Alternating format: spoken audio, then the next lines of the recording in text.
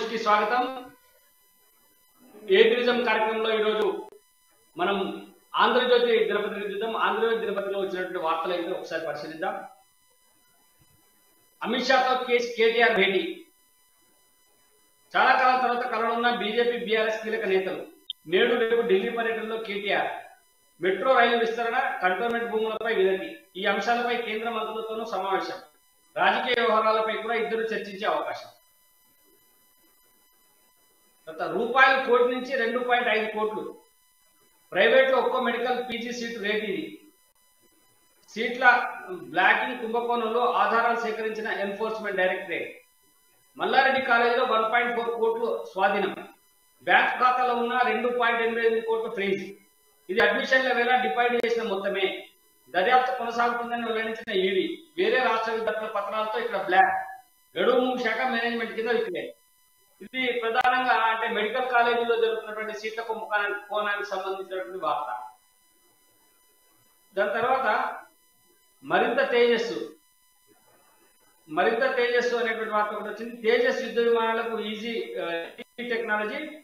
ఇంజన్ల సాంకేతిక బదిలీ కుదిరిన ఒప్పందం, కానీ అమెరికా కాంగ్రెస్ ఆమోదించాల్సిందే. డిఫెన్స్ స్టార్టప్స్ కోసం ఇండియన్ టెక్స్ ప్రారంభం అనేటువంటి వార్త. తర్వాత హద్దులు లేని స్నేహం మాది. అమెరికా భారత్ మైత్రిపై ముందు ప్రకటన. బైడెన్ కు సహస్ర పూర్ణ చంద్రోదయ కానుక. జిల్ బైడెన్ కు 7.5 క్యారెట్ల ఆకుపచ్చ డైమండ్. మోదీకి పురాతన మృగ్యాలి బహుకరణ అనేటువంటి వార్త కూడా వచ్చింది. తర్వాత ఇక్కడ ఎకరం అమ్మితే ఏపీలో 100 ఎకరాలు. ఇది తెలంగాణ అభివృద్ధికి ప్రతీక. రాష్ట్ర అభివృద్ధి, ఏపీ వెనుకబాటుపై చంద్రబాబు చేసిన వ్యాఖ్యలు వాస్తవం. అమరజ్యోతి అద్భుతం. అమరులో ఫోటోలను అమరుస్తామంటూ నిన్న అమరజ్యోతి ప్రారంభోత్సవం సందర్భంగా ముఖ్యమంత్రి చంద్రశేఖరరావు గారు చేసినటువంటి వ్యాఖ్యలు కూడా మనకు కనబడతాయి. తర్వాత ఆంధ్ర కాంట్రాక్టులతో అమరుల స్మారకం అని చెప్పి తెలంగాణ సమాజాన్ని విక్రించడమే. నిర్మాణంలో అవినీతి, ఇష్టారీతిన వ్యయం. 63.75 కోట్ల నుంచి 179 కోట్లకు పెంపు. తొలుత కేపీ పుల్లయ్య కంపెనీకి టెండర్ అప్పగింత. కేటీఆర్ తో కలిశాక కేపీసీ ప్రాజెక్టుగా మార్పు. డిసెంబర్ 9 నాటికి అధికారంలో కాంగ్రెస్. వెంటనే ఫలకంపై 1569 మంది అమరుల పేర్లు. అమరుల కుటుంబం వాళ్ళకి 25,000 పింఛన్ అంటూ రేవంత్ రెడ్డి చేసినటువంటి ఒక నిన్న ప్రకటన ఒకటి. అట్లా నిన్న కాంగ్రెస్ అంతటా పెద్ద ఎత్తున ఆందోళన కార్యక్రమాలు కూడా చేసింది. కేసీఆర్ దిష్టి బొమ్మను దహనం చేసింది.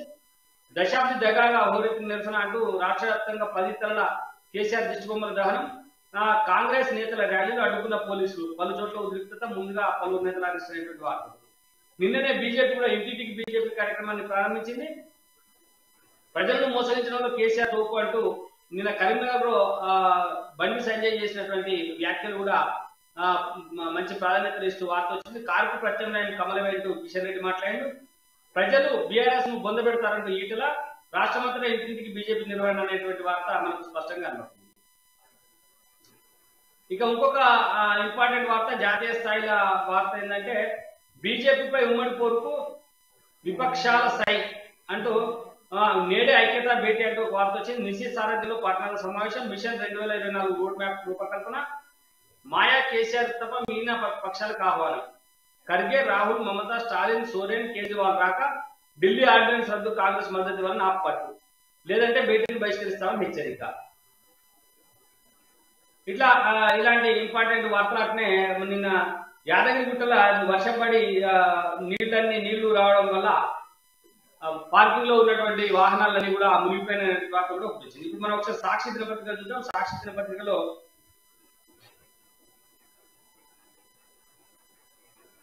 మీ వెలుగులో ముందుకు అంటూ అమరజ్యోతి ఆవిష్కరణలో ముఖ్యమంత్రి కేసీఆర్. హుస్సేన్ సాగర్ తీరాన్ని అమరజ్యోతిని ఆవిష్కరించిన సీఎం. రక్తం చుక్క కారకుండా తెలంగాణ తెచ్చుకోవాలనుకున్నాం. నాటి విలీనంలో కుట్ర కోణాల వల్లే తెలంగాణలో బలిదానాలు. పిడికల మందితో మలిదశ ఉద్యమాన్ని మొదలుపెట్టాం. విద్యార్థులను ఉద్యమంలోకి తీసుకురావద్దని భావించాం. రాజీనామా అస్త్రాలతో హింసకు తావు లేకుండా పోరాడాం. తెలంగాణలోని సమైక్యవాదుల తొత్తులు నాపై దాడి చేశారు. ఎన్నో అవమానాలు, అవహేళనలు ఎదుర్కొన్నాం. కేంద్రంపై ఒత్తిడి తెచ్చి ప్రత్యేక రాష్ట్రం సాధించుకున్నాం. ఆ స్ఫూర్తితో తెలంగాణ ముందుకు తీసుకెళ్తామన్న కేసీఆర్. దీనిపైన కూడా మనం మాట్లాడాలి. ఎందుకంటే రక్తం చుక్క చిందకుండా అనే మాట పదే చెప్తా ఉన్నాడు. కానీ మరి అక్కడ ఏర్పాటు చేసింది అమరుల స్తూపం. అంటే తెలంగాణ ఉద్యమంలో ఆ సూర్పాసినటువంటి అమరుల స్తూపం.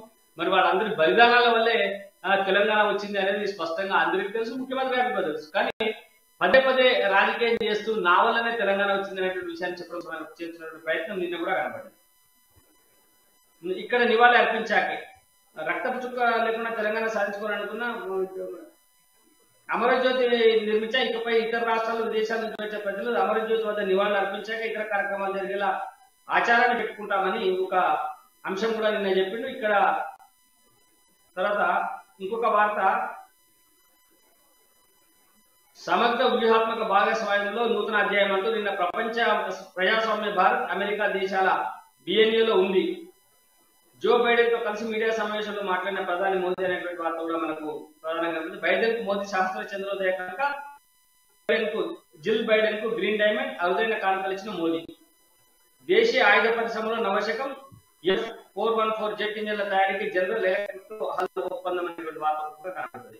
ప్రజాస్వామిక విలువలే ఆధారం, భారత్ అమెరికా సమాజాలపై మోదీ వ్యాఖ్య, అధికారిక లాంఛనాలతో స్వాగతం పలికిన జో బైడెన్ దంపతులు అనేటువంటి వార్త కూడా మనకు ప్రధానంగా కనబడుతుంది. తర్వాత 100 కోట్ల లావాదేవీలు ఏది సీట్ల బ్లాకింగ్ లో ఈడీ సోదాల వెలుగులోకి మెడికల్ కాలేజీల సీట్ల దందా. మల్లారెడ్డి మెడికల్ కాలేజీలో 1.4 కోట్ల నగదు సీజు.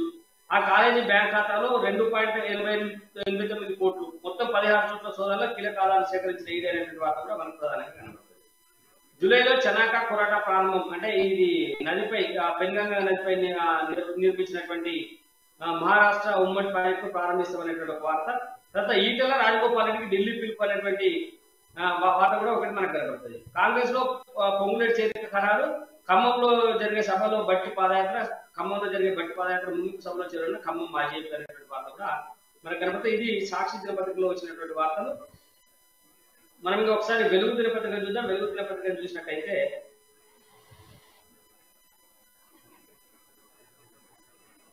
గోల్కొండ బోనాలు శుభమైనటువంటి వార్త ఒకటి ప్రధానంగా వెలుగు దినపత్రిక, మిగతా దగ్గర ఎక్కడ లేదు. తర్వాత నా దీక్షతోనే మలుపు, నిరాహార దీక్ష తర్వాత తెలంగాణపై కేంద్రం ప్రకటన అంటూ నిన్న ముఖ్యమంత్రి చంద్రశేఖరరావు గారు చేసినటువంటి ప్రసంగం ప్రధానంగా చేసిండ్రు. అమరుల కుటుంబ సభ్యులను రానియలేదు, వాళ్ళని అరెస్ట్ చేసి తీసుకుపోయిన అక్కడికి కేవలం 6 కుటుంబాలకు మాత్రమే అనుమతించారు. మిగతా వాళ్ళందరినీ కూడా కనీసం ఇన్విటేషన్ పిలవలేదు. అక్కడ వాళ్ళని పోలీసులను పెట్టి అరెస్ట్ చేసినటువంటి వార్త కూడా. సీఎం వస్తుందని అంబులెన్స్ ను బోధించలేదు, ట్రాఫిక్ అంబులెన్స్ ను కూడా ఆపిందనేది ఒక వార్త. ఇవి దగా ఉత్సవాలు, దశాబ్ది దగా పేరుతో రాష్ట్ర వ్యాప్తంగా కాంగ్రెస్ నేతలు కేసీఆర్ 10 తలల దిష్టిబొమ్మ దహనం జరిగింది. చాలా చోట్ల దిష్టిబొమ్మ దహనం చేసి ఈ వార్త కూడా మనకు ప్రధానంగా కనబడుతుంది. అట్లనే ఇంటింటికి బీజేపీ అంటే రాష్ట్ర వ్యాప్తంగా మొదలైన కార్యక్రమం కూడా ప్రధానంగా ఉంటుంది. బడి సంజయ్ కరీంనగర్ ప్రారంభించింది ఈ ఇంటింటికి కార్యక్రమాన్ని. తర్వాత హాల్ టికెట్ నంబర్ ఫోటో లేకుండా ఓఎంఆర్ షీట్ ఎట్లిస్తారు అనేటువంటి ఒక వార్త, దీన్ని గ్రూప్ 1 పరీక్షలకు సంబంధించింది ఒకటి కనబడుతుంది. ప్రపంచ శాంతి కోసం పనిచేస్తాం, నిన్న జో బైడెన్ తో కలిసినటువంటి మోదీ ఫోటో తర్వాత వార్త కూడా మనకు కనబడుతుంది. ఇవి ఈ రోజు వెలుగు దినపత్రికలో వచ్చినటువంటి ప్రధానమైనటువంటి వార్తలు. దాని తర్వాత మనం ఒకసారి నమస్తే తెలంగాణ దినపత్రిక చూద్దాం. ఇది నమస్తే తెలంగాణ దినపత్రిక, ఇది ప్రధానంగా అధికార పత్రిక, టిఆర్ఎస్ పార్టీకి అనుబంధంగా ఉండే పత్రిక కాబట్టి ఇందులో పెద్దగా చర్చించుకోవాల్సినటువంటి అంశాలు ఏమిటంటే ఆశయం అమరం, తెలంగాణ పునరంకితం అంటూ నిన్న అమరుల స్తూపావిష్కరణ సందర్భంగా చేసినటువంటి ఒక ప్రసంగానికి సంబంధించినటువంటి వార్త, అట్లే అమరుల స్తూపం ఫోటో, అట్లే అమరుల కుటుంబీకులను ఓదారుస్తున్నటువంటి ఫోటో కూడా ఒకటి మనకు ప్రధానంగా కనబడుతుంది. అంటే బయోమెట్రిక్ సమయం కూడా అనేటువంటి ఒక వార్త. అంటే ప్రధానంగా మొత్తంగా ఈ నిన్న ప్రభుత్వం నిర్వహించినటువంటి కార్యక్రమాలకు సంబంధించినటువంటి ప్రధాన వార్తలే ఇందులో నమస్తే తెలంగాణలో ఉన్నాయి తప్ప మిగతా వార్తలు ఏవి ఇందులో మనకు పెద్దగా కనబడవు. ఇది ఈ రోజు పత్రికలో వచ్చినటువంటి వార్తలు. నిన్న అమర వీరుల స్తూపం ఆవిష్కరణ జరిగింది. తెలంగాణ ముఖ్యమంత్రి శేఖరరావు గారు ఆ స్తూపాన్ని ఆవిష్కరించారు. ఒక అమర జ్యోతి లాగా ఉండబడేటువంటి స్తూపాన్ని ఆవిష్కరించి అమర జ్యోతి అని చెప్పి ప్రకటించారు. ఇకపై ప్రభుత్వ కార్యక్రమాలైనా ఏ కార్యక్రమాలైనా రాష్ట్రంలో జరిగితే ముందుగా అమరుల స్తూపం వద్ద నివాళులు అర్పించిన తర్వాతే కార్యక్రమాలను ప్రారంభించేటువంటి ఒక సాంప్రదాయాన్ని తీసుకొస్తామని చెప్పి కూడా ముఖ్యమంత్రి ప్రకటన చేశారు. చాలా అద్భుతము, ఆనందదాయకము. అమరులకు నివాళులు అర్పించేటువంటి కార్యక్రమం చాలా చెప్పుకోదగ్గది. కానీ అమరవీరుల కుటుంబాలకు ఇస్తున్నటువంటి గౌరవం పైన, ప్రభుత్వం వారికి ఇచ్చేటువంటి గుర్తింపు పైన కూడా అనేక రకాలైనటువంటి విమర్శలు వెల్లువెత్తుతా ఉన్నాయి. ఆ విమర్శలను దృష్టిలో పెట్టుకుంటే ముఖ్యమంత్రి చంద్రశేఖరరావు గారు నిన్న అమరవీరుల దీనికి జ్యోతి ఆవిష్కరణకు సంబంధించి కేవలం 6 మాత్రమే పిలిచారు. 6 ఎవరు? శ్రీకాంతాచారి తల్లి శంకరమ్మ, కానిస్టేబుల్ కిష్టయ్య, వేణుగోపాల్ రెడ్డి, సిరిపురం యాదిరెడ్డి, సువర్ణ. ఈ వీళ్ళ కుటుంబ సభ్యులు మాత్రమే పిలిచి శాల్వాలతో వాళ్ళని సత్కరించారు. చాలా సంతోషం, వాళ్ళని సత్కరించారు, వాళ్ళకి దక్కాల్సిన గౌరవం దక్కింది. కానీ కనీసం ఇంకొక 1000 కుటుంబాలు ఉన్నాయి, లేకపోతే 1500 కుటుంబాలు ఉన్నాయి. ఈ వాళ్ళకి సంబంధించినటువంటి అందరికీ ఇన్విటేషన్ వాళ్ళందరికీ ముందు వరుసలో సీట్లు వేసి కూర్చుండబెట్టి వాళ్ళని సత్కరించింటే కొంత తెలంగాణలో ఉద్యోగకారులకు తగిన గుర్తింపు లభించింది అనేటువంటి ఒక సంతృప్తి అందరికీ ఉండేది. కానీ అది జరగలేదు. కేవలం వీళ్ళని మాత్రం పిలిచి సత్కరించి పంపించేసారు. సరే, దాని తర్వాత నిన్న పత్రికలో వచ్చినటువంటి అనేక వార్తలు ఏంటంటే శంకరమ్మ గారికి ఎమ్మెల్సీ ఇస్తారు, అక్కడనే ప్రకటిస్తారు, ఆమెకు తగిన గౌరవం ఇస్తారు అని చెప్పారు. కానీ అదేది కూడా జరగలేదు. కేవలం పిలవడము, ఓ శాలువా కప్పి పంపించడం, ఇదే జరిగింది. దీన్ని మనం చూస్తూనే ఉన్నాం. నిన్న శాలువా కప్పుతున్నటువంటి పరిస్థితి. అంటే ఏంటి? అమరుల త్యాగము, అమరులు చేసినటువంటి గొప్ప త్యాగం వల్లనే తెలంగాణ వచ్చిందనేటువంటి విషయాన్ని కూడా ప్రభుత్వం పెద్దగా పట్టించుకున్నట్టు లేదు. ఎందుకంటే నిన్న ముఖ్యమంత్రి గారు మాట్లాడినటువంటి మాటల్ని చూస్తే కూడా తన దీక్ష ద్వారా తాను పిడికడు మంది ఉద్యమకారులతోటి మొదలుపెట్టినటువంటి ఉద్యమం ద్వారా తాను ఆమరణ దీక్ష అంటే చావు నోట్లో తలబెట్టడం ద్వారానే తెలంగాణ సాధ్యమైంది అనేటువంటి విషయాన్ని ఆయన పదే చెప్పుకొచ్చినా కానీ ఇంతమంది అమరులైనటువంటి విషయాన్ని ఆయన ఎక్కడ పెద్దగా మాట్లాడలేదు. తర్వాత రక్తం కొట్టు చిందకుండా అనేటువంటి మాట మళ్ళీ ఆయన చెప్పినటువంటి సందర్భం గమనించారు. అసలు రక్తం కొట్టు చిందకుండా తెలంగాణ సాధ్యమైనట్టయితే ఇంతమంది అమరులు ఎందుకైండు? తన ద్వారా మాత్రమే తెలంగాణ వచ్చినట్టయితే అప్పటి జేఏసీ పరిస్థితి ఏంది? మరి అప్పుడు జేఏసీలో భాగస్వామ్యమైనటువంటి సబ్బండ వర్గాలు, కులాలు, మతాలు అనే అన్ని ఏ భేదం లేకుండా జరిగినటువంటి ఆ ఉద్యమంలో మిగతా వాళ్ళందరూ అనామకులైనా నామమాత్రంగా వాళ్ళు పాల్గొన్నట్ట ముఖ్యమంత్రి ద్వారానే వచ్చిందా అనేది రెండోది. అసలు పార్లమెంట్ లో పోరాడింది ఎవరు? పార్లమెంట్ లో అప్పటి కాంగ్రెస్ పక్ష నాయకులు, ఎంపీలు చాలా అంటే పార్టీని, ప్రభుత్వాన్ని, అధినాయకత్వాన్ని ధిక్కరించి విరోచిత పోరాటం చేసినటువంటి వ్యక్తులైనటువంటి వాళ్ళు ఉన్నారు. మధు యాష్కి ఉన్నారు, పొన్నం ప్రభాకర్ ఉన్నారు, తర్వాత సికింద్రాబాద్ ఎంపీ అంజన్ కుమార్ యాదవ్, ఇట్లా కనీసం వాళ్ళనన్నా పిలవాల్సినటువంటి అవసరం ఉండింది. మరి అప్పుడు పార్లమెంట్ లో సుష్మా స్వరాజ్ గారు పెద్ద ఎత్తున ఉద్యమానికి మద్దతు ఇచ్చారు, తెలంగాణకు మద్దతు ఇచ్చారు. ఆమె తెలంగాణను కావాలని చెప్పి ఆకాంక్షించారు, తెలంగాణ ఆత్మహత్యలు ఉండొద్దు అని చెప్పి ఆమె కోరుకున్నటువంటి వ్యక్తి. కనీసం ఆమెను స్మరించుకోలేదు. మరి అప్పుడు కిషన్ రెడ్డి గారు భారతీయ జనతా పార్టీ రాష్ట్రం అంతటా పెద్ద ఎత్తున పోరుయాత్ర చేసిండు, రాష్ట్రంలో ఉన్నటువంటి ప్రజల్ని చైతన్యవంతం చేసిండు, తద్వారా పార్టీ పైన, ప్రభుత్వం పైన ఒత్తిడి తేవడానికి ఆయన తీవ్ర ప్రయత్నం చేసిండు. అని ఇప్పుడు కేంద్ర మంత్రిగా ఉన్నాడు, ఆయనను పిలవలేదు. మరి ఏంది ఇక్కడ? అసలు ఒకవైపు ఉద్యమంలో ఇన్ని వర్గాలు పనిచేస్తే కేవలం నేను ఒక్కనే తెచ్చినా అనేటువంటి ఒక మాట చెప్పుకోవడం కోసం ఇలా కేసీఆర్ చేసినటువంటి ప్రయత్నం ఏదైతే ఉందో అది చాలా ఆక్షేపణీయంగా ఉంది. దీన్ని ప్రజలు అంగీకరించడం లేదన్నది స్పష్టంగా మనకు అర్థమవుతా ఉంది. ఇంకొక విషయం, అప్పట్లో బండారు దత్తాత్రేయ గారు కూడా బీజేపీ రాష్ట్ర అధ్యక్షుడిగా పనిచేసింది. ఆయన కూడా ఉద్యమంలో చాలా చురుకైన పాత్ర పోషించింది. ట్యాంక్ బండ్ పైకి మొట్టమొదటి బయలుదేరిన మిలియన్ మార్చ్ లో కేసీఆర్ రాలే. మిలియన్ మార్చ్ లో ట్యాంక్ బండ్ పైకి తన జనాన్ని గుంపునేసుకొని పోయినటువంటి వ్యక్తి, అప్పటి న్యూ డెమోక్రసీ ఇతర పార్టీ కార్యకర్తలు తీసుకుని జేసీలో భాగంగా పోయినటువంటి వ్యక్తి బండారు దత్తాత్రేయ గారు. అనేక వ్యూహాత్మకంగా ఆయన ఆ రోజు ఆ కార్యక్రమాన్ని అమలు చేసిండు. ఆయన విలువ అసలు ఎంత నీకు సరే. వీళ్ళందరినీ అంటే నువ్వు ప్రతిదీ రాజకీయ కోణంలో చూసి అమరజ్యోతి ప్రారంభోత్సవాన్ని కూడా బీఆర్ఎస్ పార్టీకి అనుకూలంగా మలుచుకొని తన రాజకీయ కార్యక్రమంగా చేసుకునేటువంటి నీచమైన ఆలోచన సరికాదు అని చెప్పి ఇలా ప్రజానీకం అందరూ చాలా గట్టిగా మాట్లాడతాం. మనం ఇప్పుడు అక్కడ అందరూ వెలుగు సెల్లు ఫోన్లో పట్టుకొని అక్కడ చూస్తున్నటువంటి, లేకపోతే మిగతా ఒక దృశ్యం మనకు కనబడతా ఉంది. అందులో చూస్తే తెలంగాణ గ్లోబల్ నిన్న కనబడుతున్నారు. సబితా ఇంద్రారెడ్డి తెలంగాణ ఉద్యమంలో ఉన్నదా? తలసాని శ్రీనివాస్ యాదవ్ తెలంగాణ ఉద్యమంలో ఉన్నాడా? ఇప్పుడు ఆయన దగ్గర కనబడుతున్న పక్కన కనబడుతున్నటువంటి వ్యక్తులలో ఎవరు తెలంగాణ ఉద్యమంలో ఉన్నారు? ఈ తెలంగాణ ఉద్యమంలో ఉన్నటువంటి వ్యక్తులందరేమో పైన, తెలంగాణ ఉద్యమంలో ఉన్నటువంటి వ్యక్తులేమో కాంట్రాక్ట్లో ఉన్నటువంటి పరిస్థితి ఇలా మనకు స్పష్టంగా కనబడుతుంది. మరి ఎందుకు ఈ పరిస్థితి వచ్చింది అంటే వచ్చే 6 నెలల్లో ఎన్నికలు ఉన్నాయి కాబట్టి ఈ ఎన్నికల్లో లబ్ధి పొందాలంటే 9 సంవత్సరాల తెలంగాణ అంటే దానికి లక్ష్యం లేదు, అది జరుపుకోవడానికి అవకాశం లేదు. కాబట్టి దశాబ్ద తెలంగాణ అని చెప్పి పేరు పెట్టి 10వ సంవత్సరంలో ఒక అడిగినాం కాబట్టి పండుగ చేసుకుందాం అనేటువంటి ఒక ఉద్దేశంతో ఈ కార్యక్రమాన్ని మొదలుపెట్టి సరే మరి తెలంగాణ ఉత్సవాలు దశాబ్ద తెలంగాణ వచ్చి 10 ఏళ్ళు అయినప్పుడు నువ్వు రాజకీయాన్ని పక్కన పెట్టి ఒక ప్రభుత్వ అధినేతగా తెలంగాణ ప్రజలందరికీ సంబంధించినటువంటి వ్యక్తిగా అన్ని పార్టీలను ఉద్యమకారులను ఇన్వాల్వ్ చేసి నువ్వు ఉద్యమాన్ని ముందుకు తీసుకుపోయి ఉంటే మీ అంత గొప్పడు ఉద్యమకారుడు ఉండకపోవు అని చెప్పి చెప్పాల్సి వచ్చేది. కానీ ఏం జరిగింది అక్కడ? ఉద్యమాన్ని ఉర్రూతలూగించి గ్రామీణ ప్రాంతాలలో తీసుకుపోయి తన పాట ద్వారా ప్రజల్ని చైతన్యవంతం చేసినటువంటి గద్దర్ను విలువలే. ఉద్యమంలో మొట్టమొదటి పీడీ యాక్ట్ కు గురై జైలు శిక్షను అనుభవించినటువంటి చెరుకు సుధాకర్ను విలువలే. ఉద్యమంలో ఉవ్వెత్తున వేసి ఆ రోజు మన ల్యాంకో హిల్స్ లో పోయి గొడవ చేసినటువంటి విమలక్క జైలు పోయింది ఉద్యమంలో కొట్లాడి, విమలక్కను విలువలే. భారతీయ జనతా పార్టీ ఉద్యమానికి పూర్తి స్థాయిలో మద్దతు ఇచ్చింది, పార్లమెంట్ లో మద్దతు ఇచ్చింది, అనేక రకాల సభలు పెట్టింది. సుష్మా స్వరాజ్ గారు తెలంగాణ కోసం అనునిత్యం సభలో మాట్లాడిండ్రు.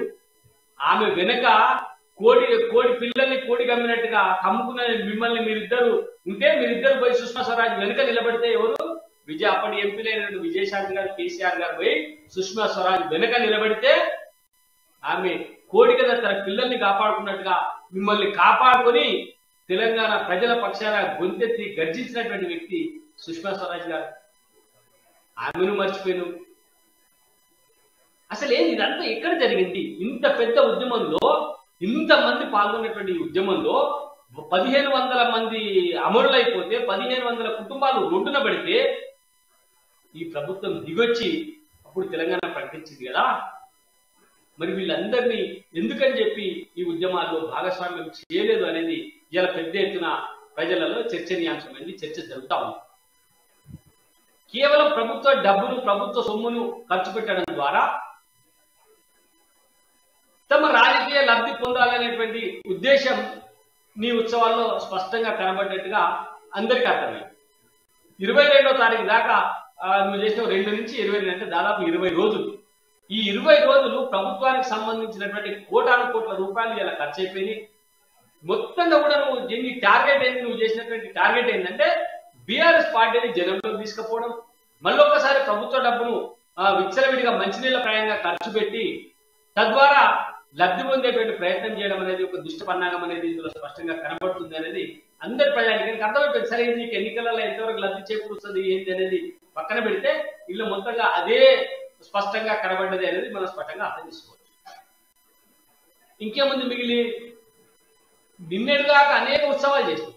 నీళ్ళ పండుగ చేసినావు, చెత్త పండుగ చేసినావు, అన్ని హరితహారం చేసినావు, తర్వాత గ్రామాలలో గొర్రెలు మేకలు కోసి అందరూ వండుకొని తినమని చెప్పినావు. ఇవన్నిటికీ ప్రభుత్వం నుంచే డబ్బు ఖర్చు పెట్టినావు. అంతటా మీ పార్టీ నాయకులే ఫ్లెక్సీలు పెట్టుకొని మీ పార్టీ నాయకులే మీ పార్టీ కార్యకర్తలను పిలిచే మందు దావతులు, విందులు, వినోదాలు చేస్తున్నారు. కానీ అదే క్రమంలో ప్రజల నుంచి వస్తున్నటువంటి వ్యతిరేకతను గమనించిందా అనే విషయంలో కూడా టీఆర్ఎస్ నాయకులు జవాబు చెప్పాల్సిన అవసరం అయితే ఉంది. ప్రజలు అడిగింది 10 ఏళ్ల తెలంగాణలో మాకేం దక్కింది అని చెప్పి ప్రజానికం ప్రశ్నించింది కదా. ఆ ప్రశ్నలకు సమాధానాలేవి? నువ్వు డబుల్ బెడ్రూమ్ ఇల్లు అన్నావు. డబుల్ బెడ్రూమ్ ఇల్లు దశాబ్ద కాలం దాటిపోయిన డబుల్ బెడ్రూమ్ ఇల్లు తెలంగాణలో ప్రజానికానికి ఎంతమందికి వచ్చినాయి? రాలే. నువ్వు నిన్న 15,000 గృహాల సముదాయాన్ని ప్రారంభం చేసినావు. 6,000 పట్టా సర్టిఫికెట్లు ఇచ్చినావు. ఆ 15,000 గృహ సముదాయంలో ఉండబడేటువంటి వారు లెక్క తీస్తే కేవలం పటాన్ చెరువు పరిసర ప్రాంతాలలో ఉండబడేటువంటి టీఆర్ఎస్ కార్యకర్తలు, లేదా టీఆర్ఎస్ కార్యకర్తలు అనడానికి కూడా లేదు, టీఆర్ఎస్ నాయకులు డబ్బులు తీసుకొని కేటాయించినటువంటి ఇల్లు మాత్రమే. చాలా మంది పేదలు కొనుక్కున్నారు ఆ ఇళ్లను. లక్షల రూపాయల కుంభకోణం జరిగింది. నాణ్యత లోపం ఉన్నది. దాని నిర్వహణ పైన ఇప్పటిదాకా ప్రభుత్వం దృష్టి సారించాలి. నిర్వహణ ఎట్లా అనేటువంటి విషయంలో చాలా సందేహాలు కూడా వ్యక్తమవుతున్నాయి. వాటికి ప్రభుత్వం దగ్గర సమాధానం లేదు. ఇది నిజంగా 10 ఏళ్ల కాలంలో తెలంగాణలో జర్నలిస్టులందరికీ ఇళ్ల స్థలాలు ఇస్తారు, ఇల్లు కట్టిస్తారు, జర్నలిస్ట్ కాలనీలు ఏర్పాటు చేస్తారని చెప్పినాం. ఎందుకంటే తెలంగాణ ఉద్యమంలో పనిచేసినటువంటి వ్యక్తులుగా తెలంగాణ ఉద్యమకారులు ఉన్నటువంటి జర్నలిస్టులకి లబ్ధి చేకూరుస్తాయని చెప్పినటువంటి మాట ఈ 10 సంవత్సరాలలో ఎక్కడ ఆచరణలోకి రాలే. ఏ ఒక్క జర్నలిస్ట్ కూడా గజలు జాగా ఇవ్వలేకపోయినావు. ఇవ్వకపోను కామారెడ్డి లాంటి ప్రాంతంలో ఇచ్చిన స్థలాలను గుంజుకున్నటువంటి పరిస్థితి ఈ ప్రభుత్వమే నిర్వహించిందనడంలో సందేహం లేదు. అందరూ కూడా విఫలమైన జర్నలిస్టులకు కూడా సరైనటువంటి న్యాయం దక్కలేదు. మరి ఈ పరిస్థితులలో నువ్వు ఎవరికి లబ్ధి చేసావు అనేటువంటి విషయంలో ప్రజలలో చర్చ జరుగుతూ ఉన్నది. రైతు బంధు అనేటువంటి విషయం ఒకటి, తర్వాత పెన్షన్లు అనేటువంటి అంశము, వీటిని ఎక్కువగా ఎక్స్పోజ్ చేసుకుంటా ఉన్నావు. పెన్షన్లలో కూడా కొత్త పెన్షన్లు రావడం లేదు. నువ్వు గతంలో ఇచ్చినటువంటి పెన్షన్లు, మంజూరు చేసినటువంటి పెన్షన్లు మాత్రమే ఉన్నాయి, కానీ కొత్తగా పెన్షన్లు వచ్చేటువంటి అవకాశం లేదు, ఎవరికి రావడం లేదు. చాలా ఇబ్బందులు ఎదుర్కొంటా ఉన్నా. మరి ఈ సమయంలో కూడా మరి ప్రజల నుంచి నీవు ఫీడ్బ్యాక్ తీసుకో. 10 ఏళ్లలో మనం ఏ రకంగా ఉన్నాం, ప్రజలు ఏమనుకుంటున్నటువంటి ఫీడ్బ్యాక్ తీసుకోవడంలో కూడా ఈ ప్రభుత్వం విఫలమైందని స్పష్టంగా మనం చెప్పచ్చు. ఇంకొకటి, దళితులకు 3 ఎకరాల భూమి ఆ స్కీము కాకెత్తకపోయింది, లేనే లేదు. నువ్వు ఎవరికి భూమి లేదో కొంతమందికో 1000 మందికో 1500 మందికో ఇస్తే ఇచ్చిండొచ్చు రాష్ట్ర వ్యాప్తంగా మొత్తంలో. కానీ దళితుల 3 ఎకరాల భూమి అనేటువంటి పథకం పూర్తిగా మాసిపోయింది. ఆ పథకం లేదు, ఇవ్వడం కుదరలే, నీకు చేతకాలేదు, నువ్వు దాంట్లో ఫెయిల్ అయిపోయావు. దళితులకు 3 ఎకరాల భూమి సమాధి కట్టేసినావు, పేదలకు డబుల్ బెడ్రూమ్ ఇళ్ళకి సమాధి కట్టేసి కొత్త పథకం 3 లక్షల పథకం ఒకటి తీసుకొచ్చినావు. 3 లక్షలు ఇస్తా అన్నటువంటి పథకం కూడా పెద్ద దగా దోపిడీ. ఇందులో సుమారు 2,70,000 రూపాయలు కేంద్రం ఇచ్చేటువంటి పిఎం ఆవాస్ యోజన కిందనే వస్తున్నాయని చెప్పి భారతీయ జనతా పార్టీలు కానీ ప్రతిపక్షాలు కానీ చెప్తా ఉన్నాయి. దీంట్లో క్లారిటీ ఇవ్వాలా. ఏ పథకం కింద నువ్వు 3 లక్షల రూపాయలు ఇవ్వబోతా ఉన్నావు, దాంట్లో రాష్ట్ర ప్రభుత్వ పథకమా కేంద్ర ప్రభుత్వ పథకమా, కేంద్ర కాంపోనెంట్ ఉన్నదా లేదా, ఈ విషయాలు కూడా ప్రజానికి అడుగుతా ఉన్నా. నువ్వు చెప్పాల్సినటువంటి అవసరం ఉన్నది. కానీ ఈ 10 ఏళ్ల పండుగలో నువ్వు ఎక్కడ ఆ మాట చెప్పలేదు. అంటే ఏమైంది, మీరు పెట్టినటువంటి అనేక ప్రధానమైనటువంటి అంశాలు మీరే డీవియేషన్ అయిపోయింది, మీరే ఎక్కడ మాట్లాడలేనటువంటి విషయం స్పష్టంగా ప్రజలకు వెళ్ళిపోయింది. తర్వాత ప్రాజెక్టులు, చెరువులు, నీళ్లు, ఈ విషయం మాట్లాడినాం కదా. నిన్ననే కొండపోచమ్మ సాగర్ నుంచి నీళ్లు విడుదల చేస్తా ఉన్నారు చెరువులలో. అందరు రైతులు ఆశ్చర్యంతో అడుగుతున్నటువంటి మాట ఏంటంటే, వర్షాలు వచ్చేస్తున్నాయి, ఇంకా ఋతుపవనాలు వచ్చినాయి, వర్షాలు పడతాయి, వర్షాలు పడ్డప్పుడు చెరువులకి నీళ్లు వస్తాయి, మరి ఇప్పుడు చెరువులు నింపడం ఏంది? ఇప్పుడు చెరువులు నింపితే వర్షాల ద్వారా వచ్చేటువంటి నీళ్ళు ఏం కావాలి, ఎక్కడికి పోవాలి? ఇది ఆశ్చర్యంగా ఉంది. ఇదేం వ్యవసాయం, ఇదేం పద్ధతి, ఇదేం నీళ్లు ఇవ్వడం అని చెప్పి నిన్న ఎర్రబల్లి గ్రామానికి సంబంధించినటువంటి కొందరు రైతులు స్వయంగా నాకు ఫోన్ చేసి మాట్లాడినటువంటి మాటలు. ముఖ్యమంత్రి సొంత గ్రామం అంటే ఆడికి ఏంటి ఫామ్ హౌస్ నిర్మించుకోవడానికి పోయినటువంటి గ్రామం. ఆ గ్రామానికి ముఖ్యమంత్రి వలసపోయినటువంటి గ్రామం ఎర్రబల్లి. ఆయన సొంత గ్రామం చింతమడక నుంచి ఎర్రబల్లికి ఆయన వలస వచ్చినటువంటి వ్యక్తి ఎర్రబల్లిలో ఫామ్ హౌస్ నిర్మించుకున్నాడు కదా. మరి ఆ గ్రామం నుంచి వచ్చినటువంటి ఫోన్లు ఏంటంటే, ఇప్పుడు కొండపోచమ్మ సాగర్ నీళ్ళు వదులుతున్నారు సార్, ఈ నీళ్ళని చెరువులో పోతే వర్షాలు పడ్డాక ఆ నీళ్ళు ఎక్కడ పోతాయి? ఎందుకు 100 కోట్ల రూపాయల కరెంటు బిల్లులు ఖర్చు పెట్టి ఈ నీళ్లు ఎందుకు వదులుతున్నారు?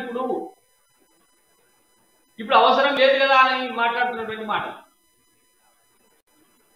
ఏంది? ఈ ఒక క్రమ పద్ధతిలో కార్యక్రమాలు నిర్వహించకపోవడం వల్ల జరుగుతున్నటువంటి అది. ఎందుకు వదిలిండ్రు అంటే, హరీష్ రావు గారు, కేటీ రామారావు గారు, ముఖ్యమంత్రి గారు, కల్వకుంట్ల కవిత గారు, లేకపోతే సంతోష్ రావు గారు, వీళ్ళంతా మన పంచపాండవులు లాగా మొత్తం ఈ ముఖ్యమంత్రి గారి టీం, కుటుంబ టీం, వీళ్ళంతా చెప్పే మాట ఒకటే మాట ఏంటంటే, ఎర్రటి ఎండల్లో కూడా చెరువులలో నీళ్లు ఉన్నాయా లేదా, మీరు నీళ్ళని చూస్తున్నారా లేదా, ఈ మాట చెప్పుకోవడం కోసం ఈ కొండపోచమ్మ సాగించి నీళ్ళు వదిలి చేసి చెరువులలో నింపుతా ఉన్నారు.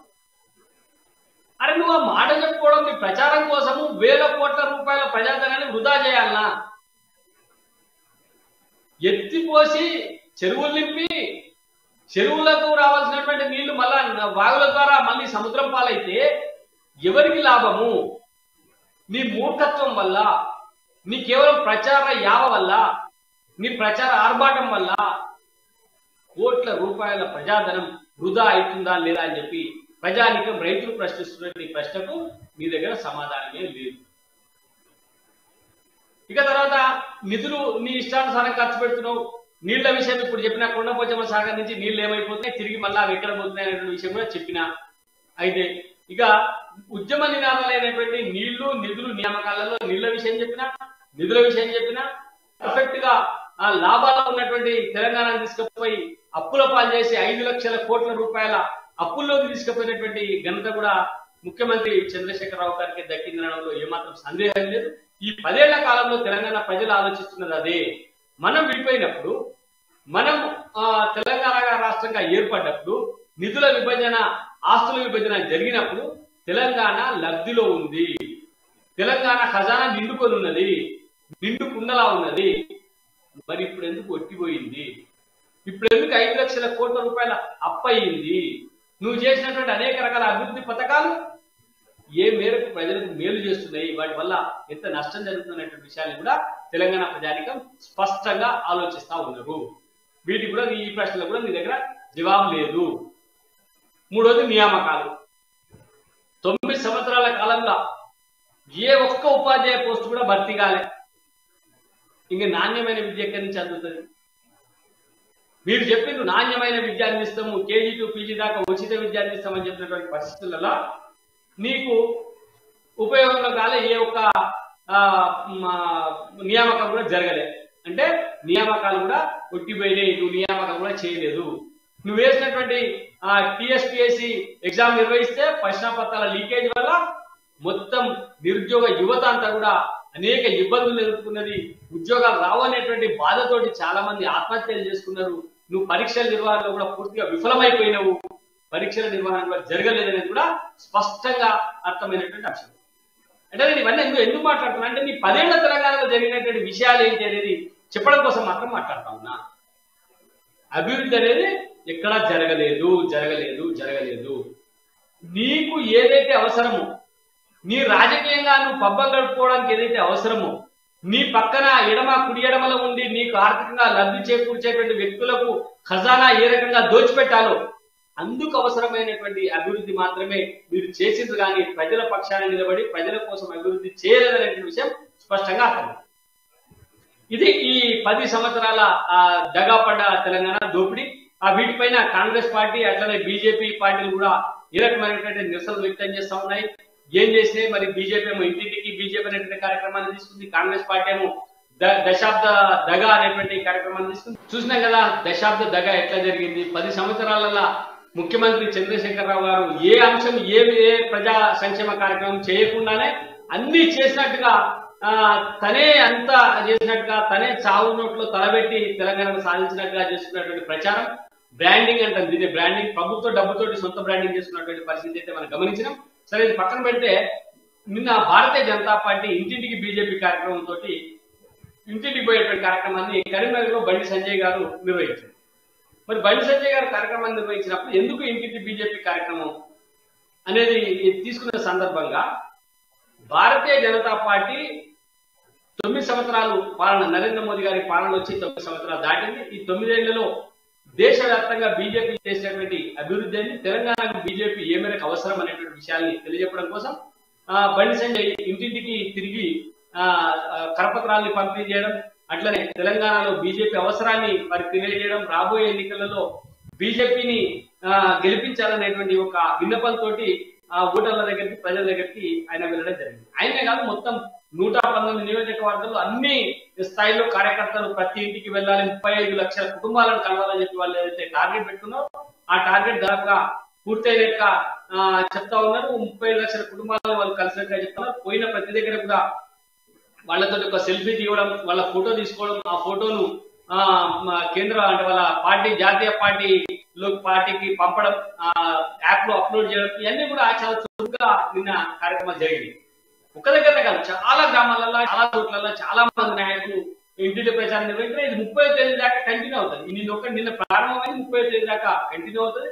నిన్న రాజగోపాల్ రెడ్డి గాని లేకపోతే ఇక రాజేంద్ర గారు కానీ పాల్గొనలేదు అనేటువంటి విమర్శలు వచ్చినాయి. వాటిపైన సంజయ్ మాట్లాడుతూ ఇది ఒక్క రోజుతోనే ముగిసిపోయేటువంటి కార్యక్రమం కాదు. ఆ రోజు వీళ్ళు తెల్లారి పార్టిసిపేట్ చేస్తారు. కంటిన్యూగా 30 తారీఖు దాకా కొనసాగుతుంది. కాబట్టి అన్ని స్థాయిలో నాయకులు ఇందులో పాల్గొంటారని చెప్పి ఆయన స్పష్టంగా చెప్పిండు. విజయశాంతి గారు ఆమె బర్త్డే సందర్భంగా బహుశా రేపటి నుంచి ఆమె ఈ కార్యక్రమాల్లో ఉంటది అని కూడా బండి సంజయ్ గారు స్పష్టంగా చెప్పడం జరిగింది. అంటే ఒకవైపు ప్రభుత్వం కేంద్ర రాష్ట్ర ప్రభుత్వం చేస్తున్నటువంటి దశాబ్ద తెలంగాణకు సంబంధించిన చివరి ముగింపు రోజు నాడే బీజేపీ తన యాక్టివిటీని ప్రారంభించింది. గ్రామీణ ప్రాంతాల్లోకి వెళ్ళడం, ప్రజలను కలవడం, ప్రజలకు ఈ ప్రభుత్వం చేస్తున్నటువంటి అవినీతి కార్యక్రమాలను వివరించడంతో పాటు బీజేపీకి వస్తే ఏం చేస్తుంది అనేటువంటి విషయాలు కూడా తెలియజెప్పడం కోసం వాళ్ళు పెద్ద ఎత్తున ప్రయత్నం చేస్తారు. అది కొంత సఫలీకృతమైందని చెప్పొచ్చు. అయితే దీనిపైన విమర్శలు కూడా ఉన్నాయి. భారతీయ జనతా పార్టీ డీలా పడ్డది, రాష్ట్రంలో లేదు, ఆ పార్టీలో చేరికలు లేవు, ఆ పార్టీ వెనుకబడిపోయింది అనేటువంటి విమర్శలు ఉన్నాయి. వాటన్నిటికీ కూడా సమాధానంగా నిన్న బండి సంజయ్ చేసినటువంటి కార్యక్రమం సక్సెస్ అయింది. ప్రతి నియోజకవర్గంలో బహిరంగ సభలు పెడతా ఉన్నారు. ఆ బహిరంగ సభలు కూడా జనం విపరీతంగా వస్తున్నట్టుగా చెప్తున్నారు. నిన్న భూపాలపల్లిలో ఆ బహిరంగ సభ జరిగింది. ఆ బహిరంగ సభలో సంజయ్ పాల్గొని ప్రసంగించారు. అంటే ప్రతి నియోజకవర్గంలో కూడా ఈ సభల్ని నిర్వహించాలనేటువంటి ఒక టార్గెట్ ని ఇవ్వడం జరిగింది. ఇది పెద్ద ఎత్తున కొనసాగుతూనే ఉంది. ఇంకా మరొక వైపు కాంగ్రెస్ పార్టీ కూడా నిన్న దశాబ్ది తెలంగాణ ఉత్సవాల ముగింపు సందర్భంగా పెద్ద ఎత్తున దగాపడ్డ తెలంగాణ దశాబ్ది దగా పేరుతోటి పెద్ద ఎత్తున కార్యక్రమాలు నిర్వహించింది. అన్ని నియోజకవర్గాల్లో ఈ కార్యక్రమాలు జరిగినాయి. తర్వాత ఆ పార్టీ నియోజకవర్గ స్థాయి నుంచి రాష్ట్ర స్థాయి దాకా నాయకులందరూ కూడా ఈ కార్యక్రమాలలో పాల్పంచుకున్నారు. ఇందులో వినూత్నంగా దశాబ్ది తెలంగాణ పేరుతో 10 తలల కేసీఆర్ దిష్టి బొమ్మల్ని తయారు చేసి ఎక్కడికక్కడ దహనం చేశారు. ఇందులో వాళ్ళు చెప్పినటువంటి కార్యక్రమం ఏంటంటే ఈ టీఆర్ఎస్ కనుక మళ్ళీ ఒకసారి అధికారంలోకి వస్తే తెలంగాణలో ఇంకా ఏమీ మిగలదు, మొత్తంగా తెలంగాణను దోపిడీ చేస్తారు. ఇప్పటికే తెలంగాణలో కుటుంబ పాలనతో పాటు మొత్తం దోపిడీ పెట్టలేకపోతా ఉంది. కాబట్టి ఈ దశాబ్ది దగాను మనం అడ్డుకోవాల్సినటువంటి అవసరం ఉంది అనేటువంటి పేరుతోటి కాంగ్రెస్ పార్టీ చేసినటువంటి సభలు విజయవంతమైంది. ఇందులో రేవంత్ రెడ్డి గారు నిన్న ఒక ప్రకటన చేసినటువంటి ఒక ప్రెస్ కాన్ఫరెన్స్ పెట్టి చెప్పినటువంటి కొన్ని ఆసక్తికరమైన విషయాలు ఏంటంటే, అమరవీరులకు అవమానం జరిగింది. అమరవీరుల స్తూపాన్ని ఆంధ్రాకు సంబంధించినటువంటి కాంట్రాక్టర్ చేత నిర్మింపజేశారు. తెలంగాణలో కాంట్రాక్టర్ లేరా, ఇందులో కూడా అవినీతికి పాల్పడ్డాడు కేటీ రామారావు అని చెప్పి ఆధారాలతో సహా నిన్న రేవంత్ రెడ్డి గారు బయట పెట్టినటువంటి అంశాన్ని మనం చూసాం. అందులో ఆయన కీలకమైనటువంటి ఒక వ్యాఖ్య చేశారు. కేటీఆర్ ని బాటా చెప్పుతో కొట్టినా కూడా బుద్ధి రాదు అని చెప్పి ఆయన కీలకమైనటువంటి వ్యాఖ్య చేయడం చాలా చర్చనీయాంశమైంది. ఒకవైపేమో ముఖ్యమంత్రి గారు అమరవీరుల స్తూపాన్ని ప్రారంభం చేస్తా ఉంటే, అమరవీరుల స్తూపం నిర్మాణంలో అవినీతి అక్రమాలు జరిగినాయి అని చెప్పి నిన్న రేవంత్ రెడ్డి గారు చేసినటువంటి ప్రకటన, ప్రెస్ కాన్ఫరెన్స్ లో ఆయన కొన్ని ఆధారాలు కూడా బయటపెట్టి చేసిన ప్రకటన కూడా పెద్ద ఎత్తున చర్చనీయాంశమైంది. అయితే ముగింపు ఉత్సవాలు ఏకపక్షంగా ఒకవైపే ప్రజల దృష్టి ఉండే విధంగా కాకుండా ఇటు కాంగ్రెస్ అటు బీజేపీ చేసినటువంటి యాక్టివిటీ వల్ల తెలంగాణ ప్రజానీకంలో ఒక రకమైనటువంటి చైతన్యం వచ్చింది అనుకోవచ్చు. ఒక రకమైనటువంటి భావన అంటే నిజంగానే అవినీతి జరిగిందా, నిజంగా మళ్ళీ ఒకసారి ప్రభుత్వం వస్తే చాలా ఇబ్బందులు ఎదురైతాయి అనేటువంటి అంశం కూడా పెద్ద ఎత్తున ప్రజలు పోయే విధంగా చేయడంలో ఇటు బీజేపీ కానీ ఇటు కాంగ్రెస్ కానీ పూర్తిగా కృతకృత్యులైంది అనేటువంటి విషయాన్ని కూడా చెప్పుకోవచ్చు. అయితే ఇందాక మనం చెప్పారు, ఏ విషయాలు వీళ్ళు చెప్పిండ్రు? అవినీతి ఎక్కడ జరిగింది? కాంట్రాక్టర్లో అవినీతి జరిగింది. కాంట్రాక్ట్ ఎవరు చేసిండ్రు? ఆంధ్ర కాంట్రాక్టర్లు ఆ నిర్మాణాన్ని చేసింది. అంటే తెలంగాణలో కాంట్రాక్టర్లే లేరా? తెలంగాణలో ఆ స్థాయి నిర్మాణం చేసేటువంటి వ్యక్తులు లేరా? పక్క నుంచి అరువు తెచ్చుకోవాల్సినటువంటి అవసరం ఉందా అన్నటువంటి ప్రశ్న రేవంత్ రెడ్డి గారి ద్వారా వచ్చింది. దీనికి మరి ప్రభుత్వం నుంచి సమాధానం కావాలి. కానీ నిన్న రాలేదు. వచ్చినా కూడా ఏం సమాధానం వస్తుంది? గ్లోబల్ టెండర్లు పెట్టినాం, టెండర్లో ఎవరు పార్టిసిపేట్ చేసే వాళ్ళకి ఇచ్చినాం, ఇదేమన్నా నామినేటెడ్ పద్ధతిలో ఇయ్యలేదు కదా అనేటువంటి మాటలు మాట్లాడతారు. కానీ ఇందులో కేటీ రామారావుకు సంబంధించినటువంటి వాటాలు ఉన్నాయి.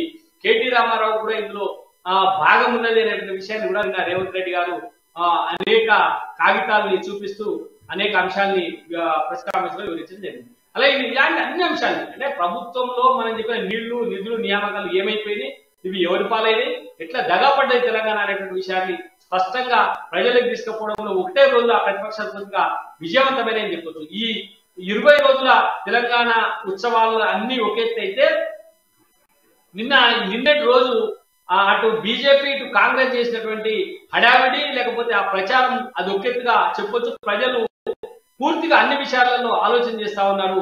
ముఖ్యమంత్రి ఎంత దగాకు పాల్పడుతుంది, బీఆర్ఎస్ పార్టీకి సంబంధించిన నాయకులు ఏ రకమైనటువంటి అక్రమాలకు పాల్పడుతున్నటువంటి విషయం కూడా స్పష్టంగా జనంలోకి పోయే విధంగా ఈ రెండు పార్టీలు కూడా ప్రయత్నం చేసిన అనడంలో ఏమాత్రం సందేహం లేదు.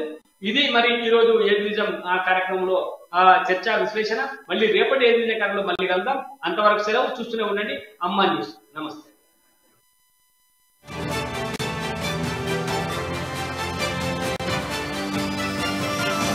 అమ్మ